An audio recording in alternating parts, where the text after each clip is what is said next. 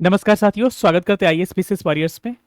और आज हम एक डेमो क्लास 2 जो है साइंस का लेके आए हैं, जिसमें केमिस्ट्री का एक चैप्टर हम लोग डिस्कस करेंगे जिसका नाम है एसिड बेस साल्ट, जो कि हर एग्जाम में सवाल पूछे जाते हैं। और टू दी पॉइंट देखिएगा, 10th क्लास के एनसीईआरटी में एसिड बेस साल्ट दिया गया है, वहां से हर चीजें हम लोग आपको एक एक पॉइंट, एक एक एग्जाम्पल्स वगैरह सब कुछ कवर करेंगे। जो लोग भी नए होंगे चैनल को सब्सक्राइब करके चैनल से जुड़ जाइएगा। टेलीग्राम ग्रुप का लिंक होगा डिस्क्रिप्शन में, उसे ज्वाइन कर लीजिएगा।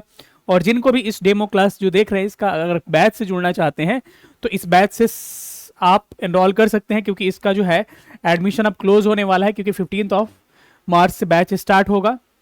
और ये आपको प्रीलिम्स लीजिएगा 1799, प्रीलिम्स का मेंस लीजिएगा आपको 3499 फी पड़ेगा, और आपको केवल मेंस लेते हैं तो 2000 फी पड़ेगा।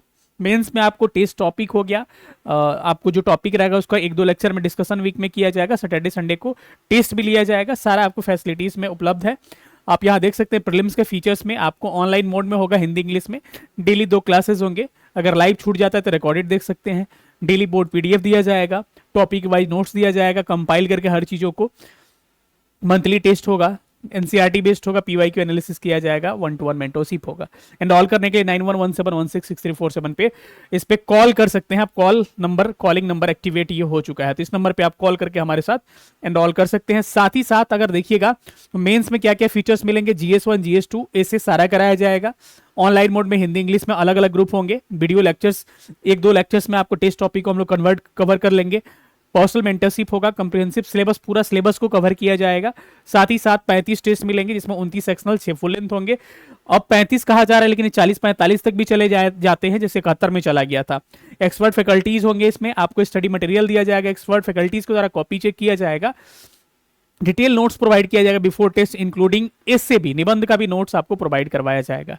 इसमें आंसर राइटिंग होगा, रैंक लिस्ट दिया जाएगा, टॉपर्स कॉपी बताया दिया जाएगा, मॉडल आंसर आफ्टर टेस्ट मिलेगा। सैटरडे संडे को एक जीएस का और एक एसे का टेस्ट होगा। इनरोल करने के लिए इस नंबर पे कॉल कर सकते हैं, 9117166347 पे आप कॉल कर सकते हैं। साथ ही साथ अगर टीआरई के बैच से जुड़ना चाहते हैं, सारे सेम फीचर्स हैं। 15 मार्च से भी बैच स्टार्ट हो रहा है। वहां जो आपने देखा 72वीं का 15 मार्च से प्रीलिम्स स्टार्ट होगा, और मेंस जो है 22 मार्च से स्टार्ट होने वाला है। ये भी सारे फीचर्स आपको मिलेंगे, ये सारे चीज आपको मिलेगा। इसमें आपको पीआरटी का फुल सिलेबस, लेकिन टीजीटी पीजीटी 6 to 8 जो भी है इनका आपको 40 मार्क्स से जीएस कवर करवाया जाएगा। फिर 999 है, इस नंबर पे आप कॉल कर सके टीआरई वाले बैच से जुड़ सकते हैं।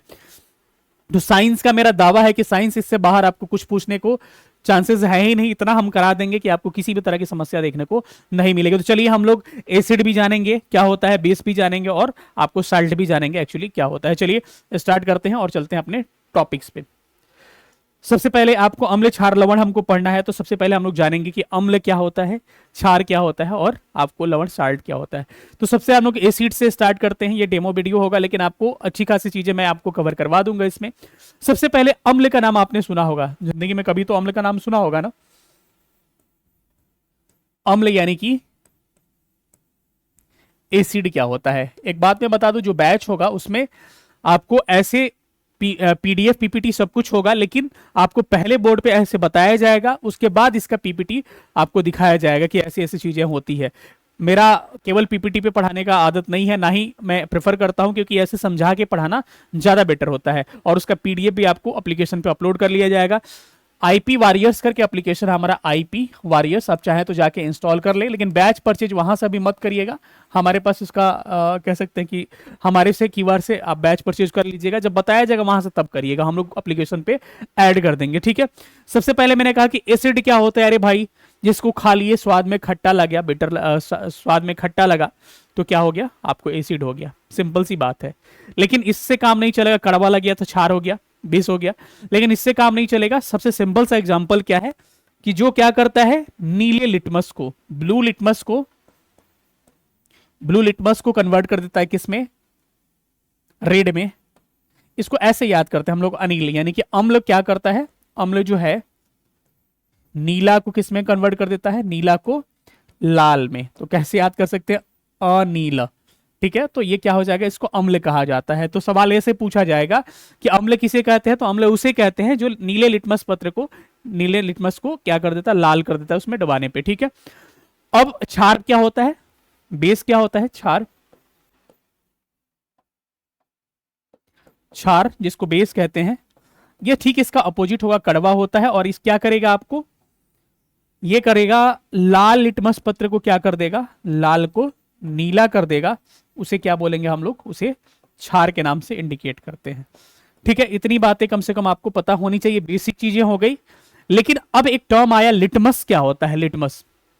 देखिए लिटमस कुछ नहीं होता है। लिटमस क्या होता है कि किसी भी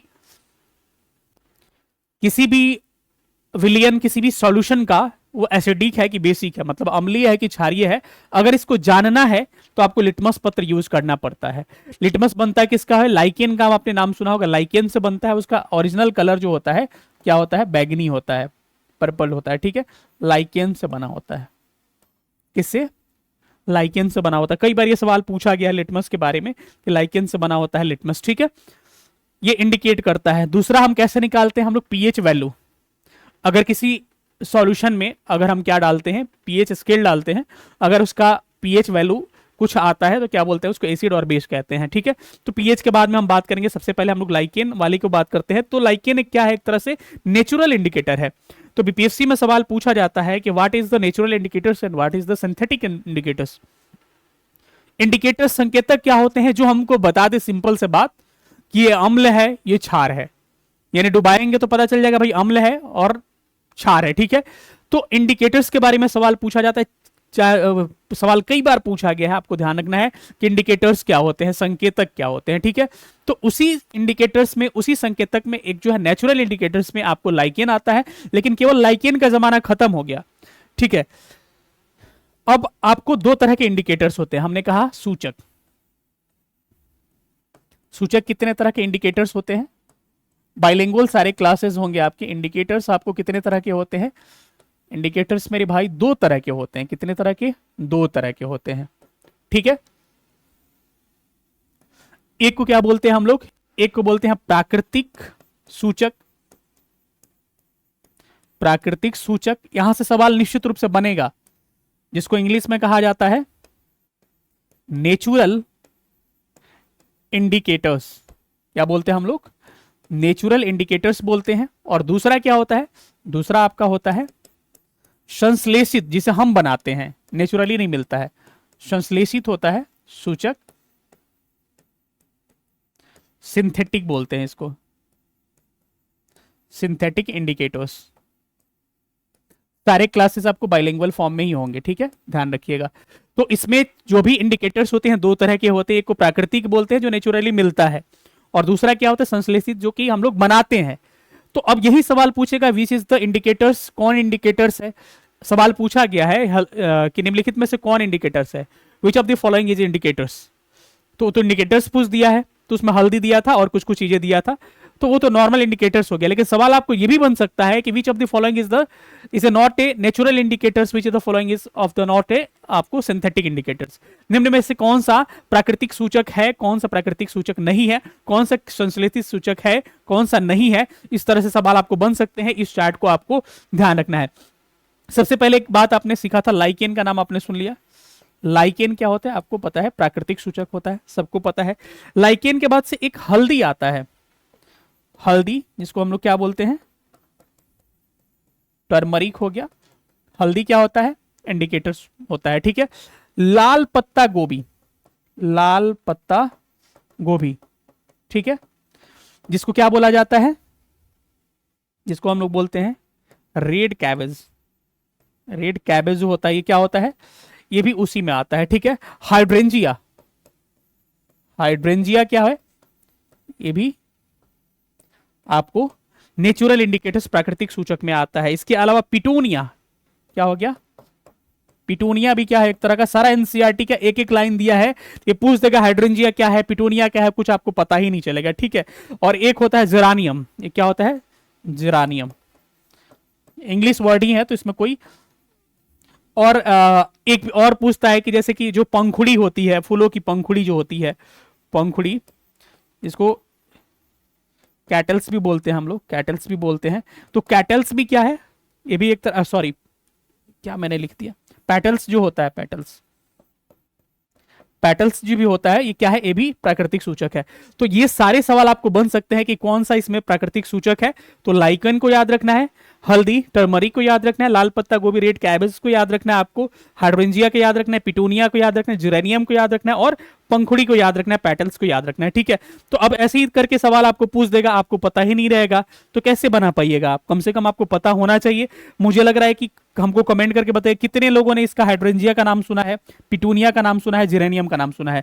बाकी सब आप सुने होंगे लेकिन इसका नहीं सुने होंगे। ठीक है, तो यहां से सवाल पूछे जाते हैं कि कौन क्या क्या है। ठीक है, तो इसको ध्यान रखना पड़ेगा। ठीक है, अब इसमें आते हैं आपको संश्लेषित में, तो हम एक बनाते हैं मिथाइल ऑरेंज। इसमें क्या आता है, मिथाइल ऑरेंज आता है, एक इंग्लिश हिंदी सब सेम ही लिखते हैं, और एक आता है फिनॉल्फ्थेलीन, फिनॉल्फ्थेलीन। ठीक है, दो याद रखना है सिंथेटिक में, एक मिथाइल ऑरेंज, दूसरा फिनॉल्फ्थेलीन। ठीक है, तो ये सवाल आपसे बन सकते हैं कि आपको कौन सा नेचुरल और कौन से क्या है, आपको सिंथेटिक क्या है, आपके इंडिकेटर्स है, तो इनको आपको ध्यान रखना है। ठीक है, बहुत इंपॉर्टेंट है, इसको आपको ध्यान रखना है। अब दूसरे सेशन पे हम लोग आते हैं, तो पीएच वैल्यू से सवाल पूछे जाते हैं। अब मैं वैसे टॉपिक को कवर करूंगा ना, रिएक्शन वाले टॉपिक जो है इसमें आएंगे उसको कवर करूंगा। क्यों? क्योंकि वो क्वेश्चन हार्ड आते हैं वहां से। जो आसान होते हैं, पीएच वैल्यू भाई दूध का कितना होता है, इतना होता है, मिल्क ऑफ मैग्नीशिया कितना होता है, इतना होता है, कास्टिक सोडा का कितना होता है, इतना होता है, सबने याद कर रखा होगा, तो उसको तो सबको पता है, बुक से रट लीजिएगा। हम भी पढ़ाएंगे लेकिन क्लासेस में पढ़ाएंगे, यहाँ चूंकि डेमो है इसीलिए इसमें टफ मैं क्वेश्चन कराने की कोशिश कर रहा हूँ, टफ चीजें बताने की कोशिश कर रहा हूँ। क्योंकि कई लोग बोलते हैं कि आसान चीज डेमो में पढ़ाया, तो मैं आसान नहीं, सारा टफ पढ़ाऊंगा। अब चूंकि पीएच स्केल की बात आती है, किसकी बात आती है, पीएच स्केल की बात आती है। पीएच स्केल क्या है, एक तरह का स्केल है जो बताता है कि कोई विलियन जो है, सॉल्यूशन जो है, एसिडिक है कि बेसिक है। ठीक है, अब इसकी खोज किसने किया था, सवाल आपसे पूछा जा सकता, सोरेनसन ने। किसने? सोरेनसन ने इसका खोज किया था। कब किया था भाई? 1909 में खोज किया था। इस बात को आपको ध्यान रखना है। अब पीएच में क्या होता है, एक वैल्यू बना होता है पीएच में, इस तरह से कोई वैल्यू बना होता है, एक तरह का लाइन होता है जिसमें चीजें दी गई होती है, कहां से लेकर कहां तक, 0 1 2 3 4 5 6, और बीच में हम लोग मेडिटेटर ले रहे हैं 7 को। ठीक है, उसके बाद 7 के बाद से ले लेंगे 8 9 10 11 12 13 और 14। एक्चुअली क्या होता है, 0 से 6 तक क्या होता है, एसिडिक होता है, अम्लीय होता है। ठीक है, और यहां से शुरू होता है क्या, क्षारीय यानी कि बेसिक। इतना इंग्लिश हिंदी आपको आता होगा। 0 जिसका होता है न्यूट्रल हो जाता है। ठीक है, न्यूट्रल हो जाता है। तो चलिए ये बातें आपको थोड़ा सा 0 नहीं 7 पे, ठीक है, इतनी बातें आपको ध्यान रखनी है, इंपॉर्टेंट है आपके लिए। अब एक सवाल और बनता है यहां से, क्या सवाल बनता है, चलिए हम आपको बताते हैं। सवाल ये बनता है कि अगर 0 से अगर इस तरफ आइएगा तो एसिडिटी बढ़ेगी, इस तरफ बेसिक नेचर बढ़ेगा। ठीक है, 7 पे न्यूट्रल हो जाएगा, यहाँ पे ना अब एसिडिक होगा ना बेसिक होगा। 0 में को भी एसिडिक में ही लेते हैं, क्योंकि इधर क्या होता है, ये एसिडिक की तरफ चला जाता है। 7 पे क्या होगा, आपका न्यूट्रल हो जाएगा। तो अब हम पीएच डुबाएंगे, अगर हमका वैल्यू आ गया 4, तो सवाल कैसे पूछेगा, किसी विलियन में अगर हम किसी सॉल्यूशन में अपना पीएच स्केल यूज करते हैं और वहां पे उसका पीएच वैल्यू 4 आता है, तो विलियन होगा, सॉल्यूशन होगा एसिडिक, बेसिक, न्यूट्रल, इस तरह से। तो क्या हो जाएगा, एसिडिक हो जाएगा, यानी सारा ये एसिडिक है, ये सारा क्या है, बेसिक है। ऐसे सवाल बन सकते हैं। ठीक है, इसी हिसाब से हम लोग पीएच वैल्यू वगैरह भी निकालते हैं। अब अगले टॉपिक पीएच स्केल के बारे में हम लोग बात कर लिए। अब हम थोड़ा सा आते हैं एक इंपॉर्टेंट टॉपिक पे। चलिए, पीएच वैल्यू भी हो गया। अब हम बात करते हैं कि अगर किसी, अब मैंने बोला ना कि टफ चीजें मैं आपको कराऊंगा, अगर किसी एसिड का, हमने कहा कि अगर किसी एसिड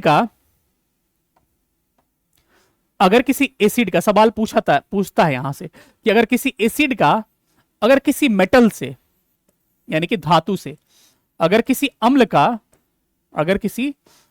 का धातु से अभिक्रिया कराते हैं तो क्या बनता है। मतलब अगर किसी एसिड का मेटल से अभिक्रिया, अरे भाई एक रख लीजिए ना, एसिड क्या होता है, HCl को एसिड मान लेते हैं, और कोई मेटल सोडियम ले लीजिए, क्या बनेगा भाई, NaCl। क्या बन जाएगा, NaCl और प्लस H2। तो क्या बनेगा भाई, साल्ट बनता है, यानी कि लवण बनता है। और कौन सी गैस निकलेगी? हाइड्रोजन गैस निकलेगी। ये सवाल पूछा है बीपीएससी कि अगर किसी अम्ल का अभिक्रिया अगर किसी धातु से कराते हैं तो कौन सी गैस निकलती है? तो हाइड्रोजन गैस निकलती है। ऐसा भी पूछ सकता है कि उस गैस के साथ क्या बनता है? लवण क्या बनता है? साल्ट बनता है। ठीक है, अब एक और सवाल इंपॉर्टेंट पूछा जाता है, तो इस रिएक्शन को आपको ध्यान रखना है कि ये सब चीजें इसमें होती है। थोड़ा फास्ट लेके चल रहा है क्योंकि मेरा टारगेट है कि थोड़ा से ज्यादा करा दे। ठीक है, अब एक एसिड का अगर किसी बेस के साथ रिएक्शन कराते हैं, अगर किसी एसिड का अगर किसी बेस के साथ, अब इतना इंग्लिश तो समझ में तो आ गया होगा ना, ये अम्ल का किसी क्षार के साथ अभिक्रिया कराते हैं तो क्या बनेगा? एक लवण यानी कि साल्ट बनेगा और क्या निकलेगा? पानी बनेगा। ठीक है, चलिए एग्जांपल लेते हैं हम लोग। एग्जांपल एसिड कोई ले लीजिए, HCl ले लेते हैं, और कोई बेस ले लेते हैं NOH। क्या बन जाएगा? NaCl और पानी। ठीक है, तो ये सवाल पूछेगा कि अगर किसी एसिड का अगर किसी बेस के साथ रिएक्शन कराते हैं तो क्या बनता है? तो किसी एसिड का किसी बेस के साथ रिएक्शन कराते हैं तो नमक यानी कि लवण बनता है, साल्ट बनता है और हाइड्रोजन गैस निकलता है। और हमने आपको एक केमिकल रिएक्शन का लेक्चर लिया था, उसमें बताया था कि अगर किसी एसिड का किसी अम्ल का किसी क्षार के साथ बेस के साथ अभिक्रिया कराते हैं तो उससे क्या बनता है? आपको लवण और जल बनता है, साल्ट और वाटर बनता है। और ऐसी अभिक्रिया को क्या बोलते हैं? न्यूट्रलाइजेशन रिएक्शन यानी कि उदासीनीकरण अभिक्रिया कहते हैं। ऐसी अभिक्रिया को क्या कहते हैं? न्यूट्रलाइजेशन रिएक्शन या फिर उदासीनीकरण। लिखने पे कभी फोकस नहीं करना है क्योंकि हम लोग इसका सारा PDF और PPT दिखाते जाएंगे पढ़ाने के बाद से। ये तो मैं समझाने के लिए पढ़ा रहा हूं इतनी सारी चीजें।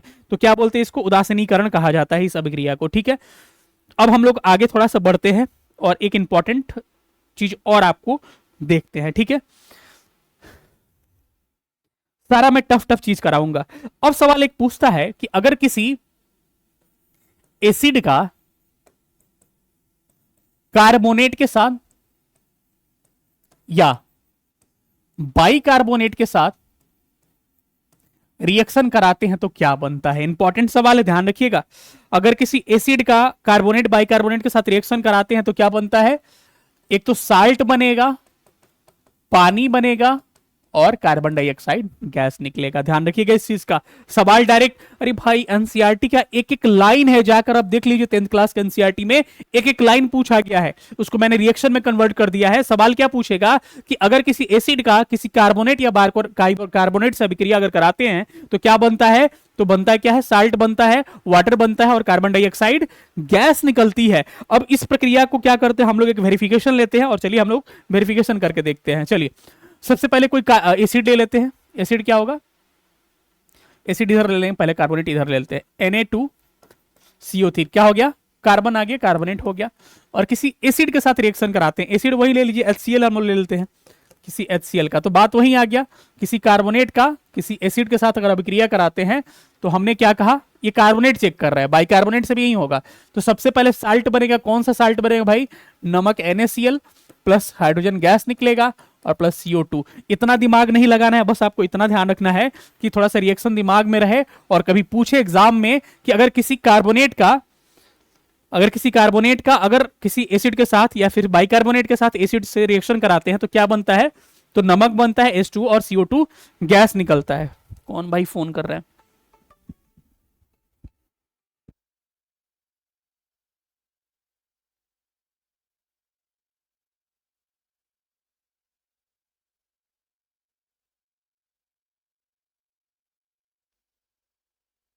चलिए छोड़िए। हाँ, तो ये चीज हो गया। अब यही चीज हम बाइकार्बोनेट से भी चेक कर सकते हैं ना। चलिए एक बाइकार्बोनेट भी लेके चलते हैं। NaHCO3 बाइकार्बोनेट का अगर HCl से रिएक्शन कराते सेम वही चीज बनेगा, NaCl बनेगा, H2O बनेगा और CO2 गैस बनेगा। मेरा यही आदत है कि जो पढ़ाते हैं क्लास में चीजें याद हो जाती है। अभी सारा चीज एक बार आपको रिकॉल करवा देंगे, सब चीजें याद हो गया। अभी तक हमने क्या पढ़ा? अभी तक यही पढ़ा कि अगर किसी नेचुरल इंडिकेटर्स और क्या हो गया?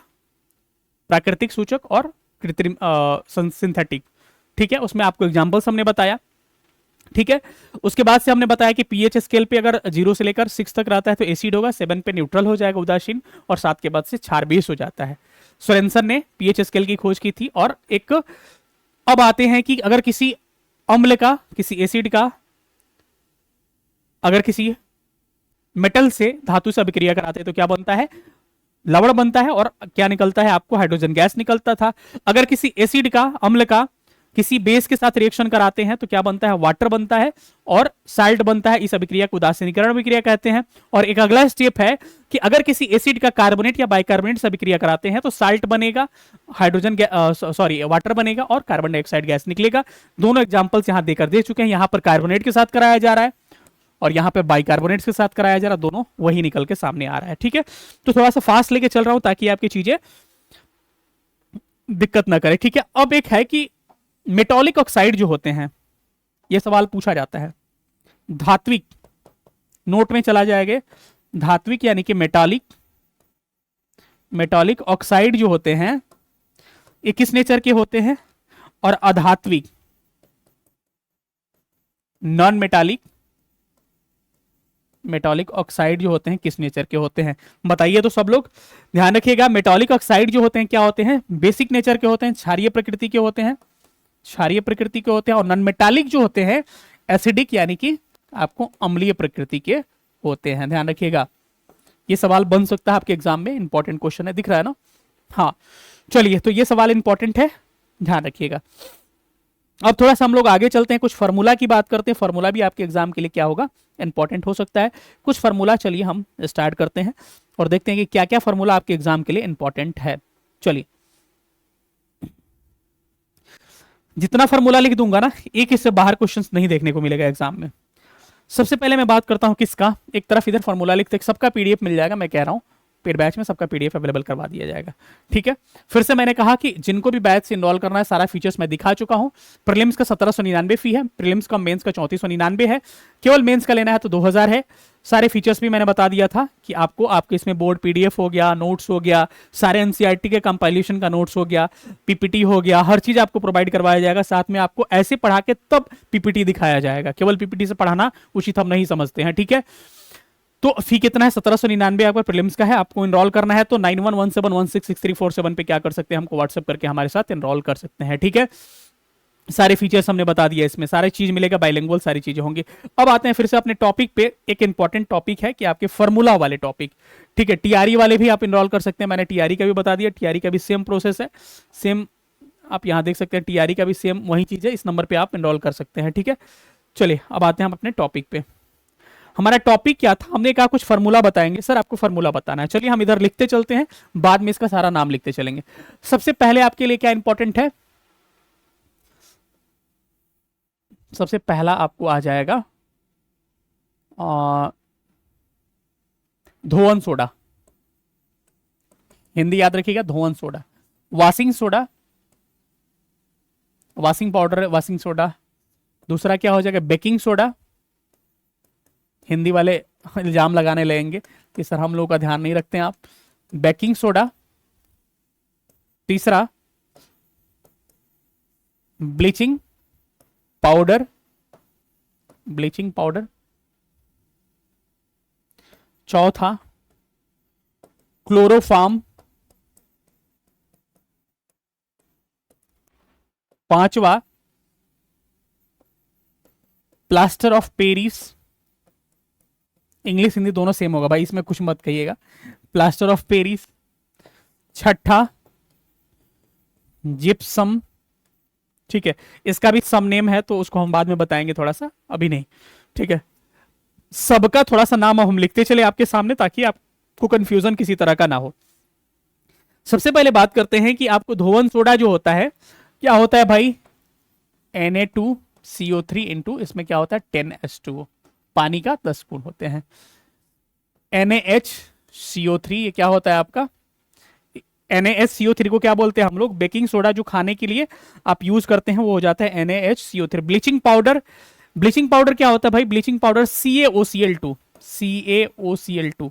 तो इससे एक और इसका नाम निकल के आ रहा है क्या, कैल्शियम ऑक्सीक्लोराइड। कैल्शियम ऑक्सीक्लोराइड पूछा गया है कि कैल्शियम ऑक्सीक्लोराइड क्या होता है, कैल्शियम ऑक्सीक्लोराइड कहते हैं इसको, ध्यान रखिएगा, सबका नाम नहीं है, इसका एक अलग नाम है क्योंकि फार्मूला से ही नाम आ जाता है। आगे थोड़ा सा और बढ़ते हैं तो क्लोरोफॉर्म CH3Cl, क्या हो जाएगा, CH3Cl। प्लास्टर ऑफ पेरिस क्या होता है, प्लास्टर ऑफ पेरिस होता है आपका कैल्शियम सल्फेट यानी कि CaSO4 इंटू हाफ H2O। इसका नाम और एक बन जाता है क्या, calcium sulphate hemihydrate. Calcium sulphate और हेमीहाइड्रेट का मतलब कि पानी आधा, हेमी मतलब आधा और हाइड्रेट मतलब पानी, कैल्शियम सल्फेट हेमीहाइड्रेट। कई बार पूछा गया कि कैल्शियम सल्फेट हेमीहाइड्रेट का फॉर्मूला, तो वही हो जाता है प्लास्टर ऑफ पेरिस। तो क्या होता है, कैल्शियम सल्फेट हेमीहाइड्रेट, हेमीहाइड्रेट हो जाता है, ठीक है। जिप्सम क्या होता है, जिप्सम CaSO4 हो जाएगा इंटू 2H2O हो जाएगा, ठीक है। सीमेंट वाला याद होगा आपको। तो इतने फार्मूला आपको कम से कम ध्यान रखना है, ठीक है। आगे बढ़ते हैं, तो आगे चलिए। आगे एक पूछता है कास्टिक सोडा कितना हुआ था, 6।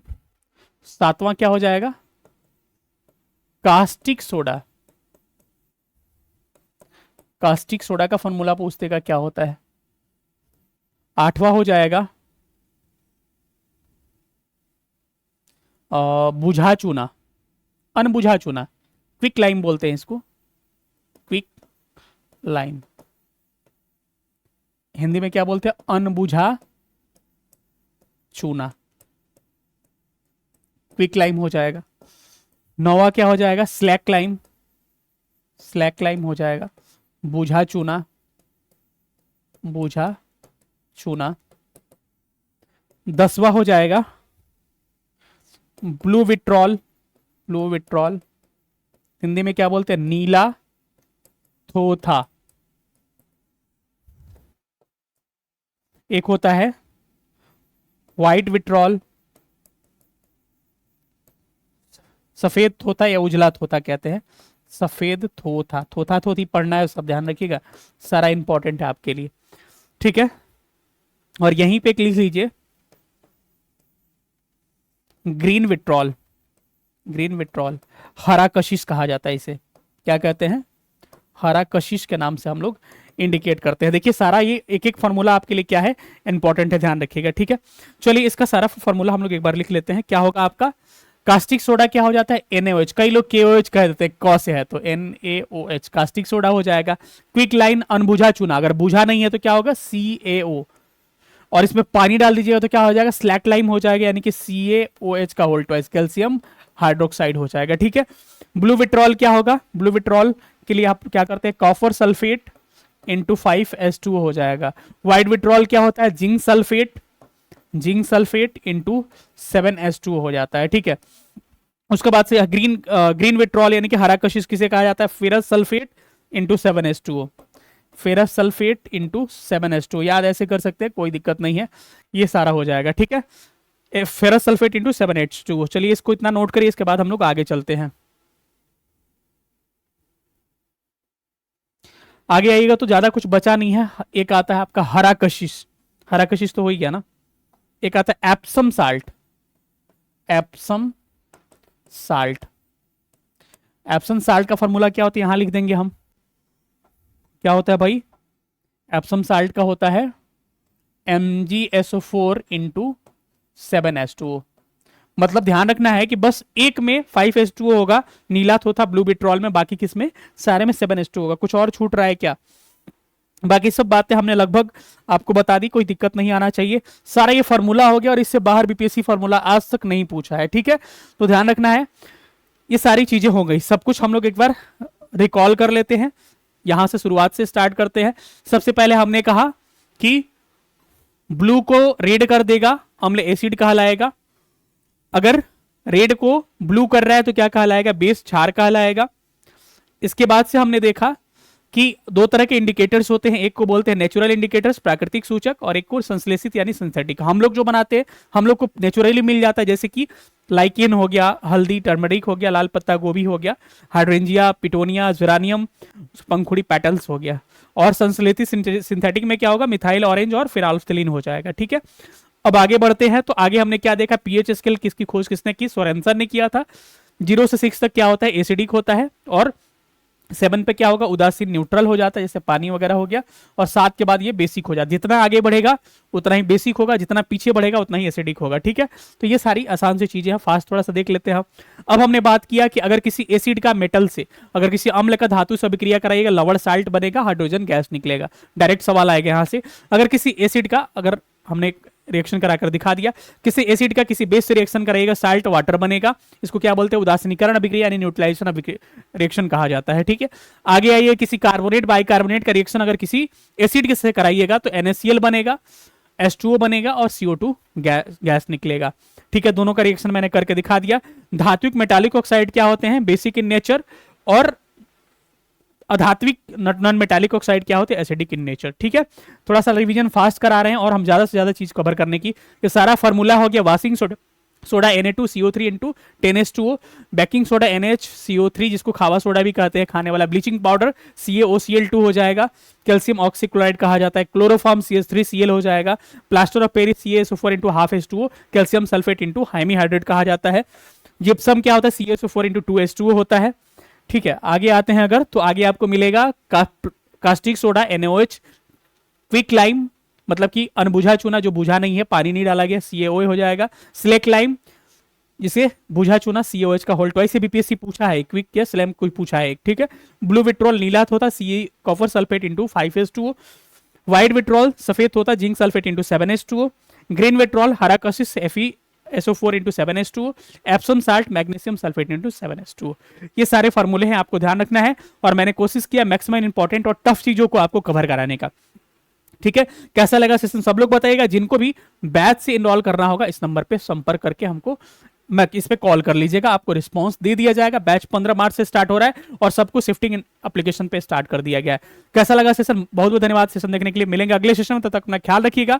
सेशन देखने के लिए बहुत बहुत धन्यवाद, थैंक यू सो मच। जय हिंद, लव यू ऑल, और अपना कमेंट प्रतिक्रिया जरूर दीजिएगा अगर आपको ये वीडियो अच्छा लगता है तो। थैंक यू सो मच, जय हिंद।